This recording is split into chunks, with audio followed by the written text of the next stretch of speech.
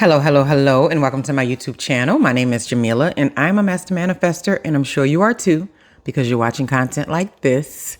The name of this channel is Manifesting Magic, the practical way, because I talk about a lot of practicalities while we're waiting on these magical things to show up in our lives, right? Oh, something in my eye.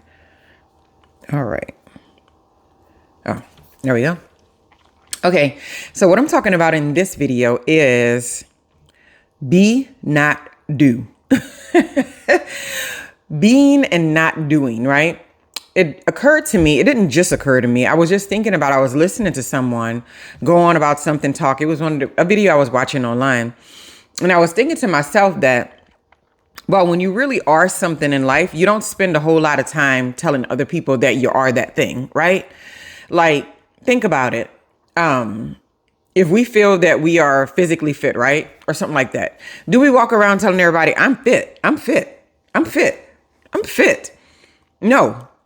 We already know it's apparent. We can tell, people can tell by looking at us a lot of times whether we are working out, and that's whether you're skinny or bigger or whatever. You know, they can see it, right? They can smell it on you, those sort of things. And when we get caught up in the idea of like affirmations, a lot of people don't realize that if you don't have any feeling behind the affirmations, like if you truly don't believe in what you're saying to yourself, then it's just a whole lot of doing and not being, right? So I think I was listening to a book a long time ago. It was a while ago because I was in Dallas and I remember walking around White Rock Lake, and the guy, I forget his name, but it's Mark something. I just can't think of it right now. But he wrote that book. It's called something about not giving the F word. The subtle art of not giving the F word. That, you know, that's the title of it. And it was a really good book because he talked about women or people having affirmations or saying things about themselves sometimes, and they're repeating it over and over again, but they have no feeling behind it. So you're essentially just saying these words. And he also opened my mind to see that. He was like, because think about it. If you already are a woman and you feel like you're a beautiful woman, do you walk around telling everybody that you're a beautiful woman, or telling yourself every single day, I'm a beautiful woman? It's like there's a thing about you that you say, I'm a beautiful woman. I accept that. And then you just move on with your life, right?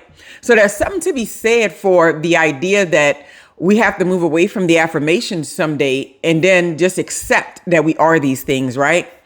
Like, okay, a big one. I work a lot in academia, right?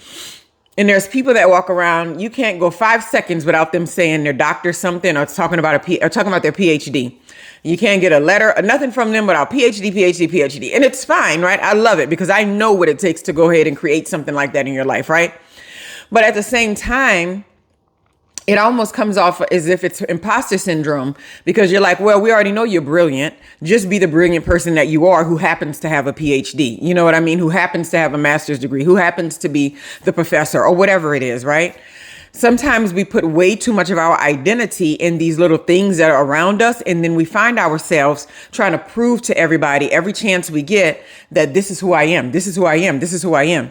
I've even found myself in that same place. I remember when I first started writing and I would hang with people, and some people were like so far along on their writing journey, further than what I was, right? They published books and they had already, solidified themselves in the fact that they were an author to that degree. But I find myself, when I look back at old things and posts and blogs and all that kind of stuff, I was really pumping it out there because I am a writer. I'm an author. I'm a writer.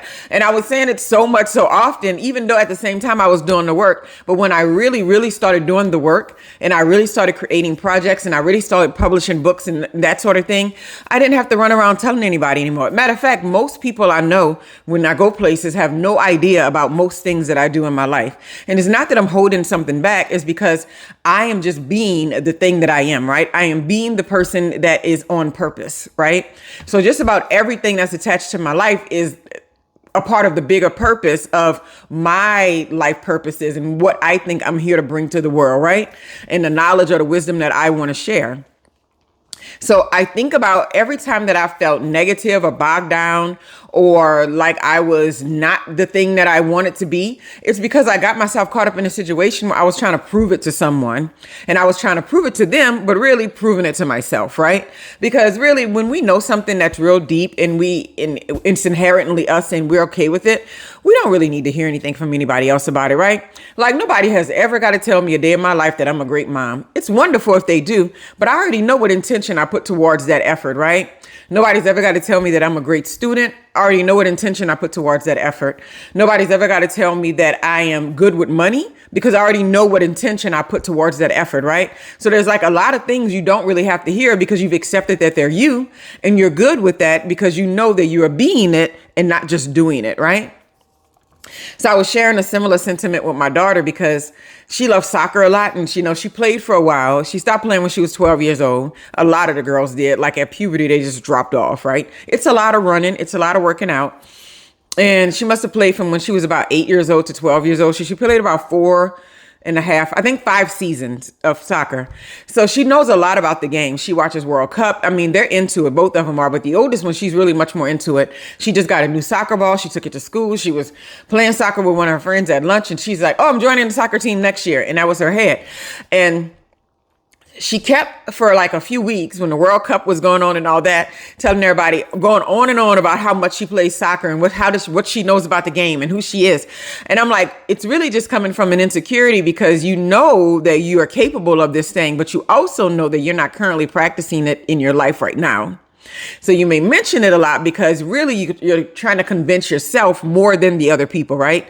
And I've done this thing recently with writing, trying to convince other people and, even myself that I am still a writer, that I'm good at it, that I have a lot to offer, that I can still create things, that, it's been a gap since I've had my last project, but I still have it. And so I was really getting bogged down in the doing of the thing and the proving of the thing as opposed to just being it, right? And that's just accepting the greatness that you have in whatever area that is, and just saying, I am that thing. And you don't have to shout it from the rooftops everywhere you go. You don't have to shove it down folks' throat every time you think they say something where they don't agree with you, the way you see yourself. Because really, when other people don't agree with the way that we see ourselves, we don't care unless we're insecure about something that they're disagreeing about, right? And that's just the bottom line. And so you have to pull yourself out of the conversation of trying to prove it or do this thing and grandstand about it, and just solidify yourself in the fact that I am this thing. This is what I love to do. This is what I bring to the world. And I'm okay with that. And I'm just going to keep on sharing it, right? Anyway, I didn't get on this video to talk too long, but that was something that popped in my head. I was like, that's important, because a lot of times we spend so much time trying to do the acts of things that we are and trying to prove to other people that we're this thing, when really we just need to be it. We need to embody it. And to do that, you can do it through meditation, action. Inspired action always puts us there, right? And just understanding that nobody else has the right to tell us what we are and what we aren't in this world. So if we're getting caught up in that, it's because we have some area in our own psyche where we're not truly accepting that beautiful thing about ourselves that we know we're capable of embodying, right?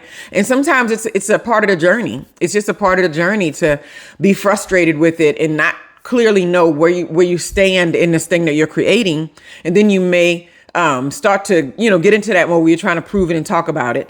I mean, some of the best times that I've learned about being as opposed to doing have come after a huge stint of me trying to prove something to somebody else when really trying to prove it to myself.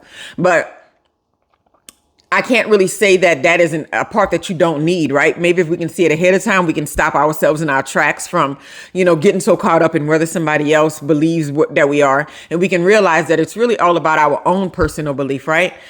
And so I found myself in that space for a while. And then when I really stepped back and I meditated on it and I thought about it, and I was like, the only reason why I'm getting all hopped up about this is because I'm not truly convinced about it yet. And because it's still on the table, then other people, what they have to say is going to affect how I feel about it, right? When I take it off the table and just decide that it's me and decide that it's a part of me and it's who I am, then nobody else has the ability to come in and say, oh, well, if you were like this, then that would be that, or either disregard something about yourself. Like you wouldn't even care because you're just like, I already got that. I'm good. Right. I already got that. I'm good.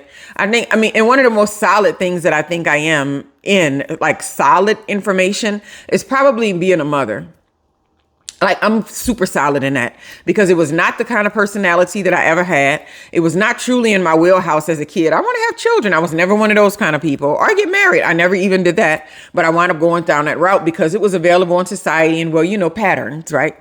And so I'm so grateful that I had the children because it's been an amazing experience, but I wound up being so intentional about it. And I was so grateful that I had the space to be intentional about how I was going to raise them and what I wanted them to do. And I'm still going, right? I got 13 and 15-year-old. They're not, I'm still investing in them, and I'm still making sure they have certain experiences so that when they go off into the world, they can create the lives that they choose, and they can be confident and solid in it, and know that it's not going to always be perfect, but at the same time, they're putting their best intentions and efforts towards it. So that's like not a person in this world that can walk up to me and make me feel any type of insecurity about the kind of mother that I am, right? And anytime that I've ever let someone do that, it's generally, I look over at their mindset and what they're doing. I'm just like, I like mine better. I don't, have a negative thing to say about theirs, but I like mine better, So you have to just keep that in mind that many people don't even know what you're trying to create. And when we're not solid in it, it's so easy for people to sneak in and just start telling us things that's related to us, and we stop the idea of being that thing, and we start getting into the doing it and the proving of it, and then losing focus of why we tried to do it in the first place, why we are that thing in the first place. Have a wonderful, wonderful day.